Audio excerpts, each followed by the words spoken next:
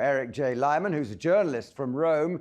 He was in Tunisia a few months ago for research on migrants. Eric, thanks very much indeed for joining us. First of all, not many Europeans have been to Sfax, particularly not in these troubled times. Give us an idea about what it's like there. What's going on there? What's the scene? Well, I haven't been to Sfax specifically, but I've been to some of the migrant camps in Tunisia, and I was there in April. And I have to say that the situation seemed to be primed for a violent situation because there was friction between the locals and the migrants. This sort of role as a last stop before Europe for migrants that was sort of hoisted upon Tunisia. It had been Libya previously. And it just didn't seem like it could last forever. And so I'm not surprised to see what's happened. But the specific situation is not something that I've experienced. I mean, if we go back to that vessel that overturned off the coast of Greece some weeks ago, that was a boat that originally came from Egypt. So one imagines a picture where opportunists bring their vessels from other ports in the Mediterranean to Tunisian ports, offer their services. Perhaps those have already been arranged. Perhaps people have already paid and are ready to get on a ship if they can. We know that some people try many times and make 2 or 3 journeys before they're either successful or eventually give up. I mean, this is all happening under the nose of the Tunisian authorities, one supposes.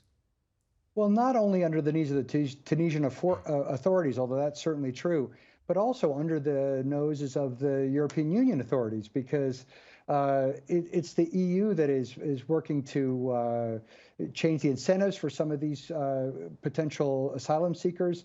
They used to show up in Tunisia. They would go from other countries to Greece. Now they're trying to cross from Tunisia to Italy. So I think it's a very complex situation, and it's very difficult to say that this is the fault of one group or another. I think it's a desperate situation, and these people ultimately feel like it's their last hand to play, and it creates some very ugly consequences.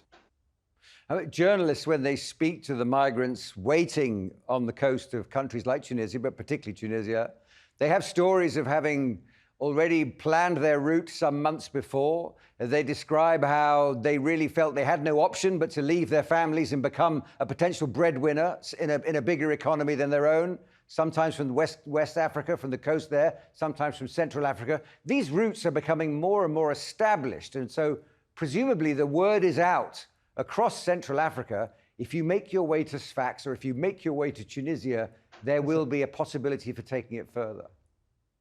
Well, the closest point between Africa and Europe, not counting Gibraltar and Spain, which is just a few hundred meters, is Tunisia to southern Italy, Sicily.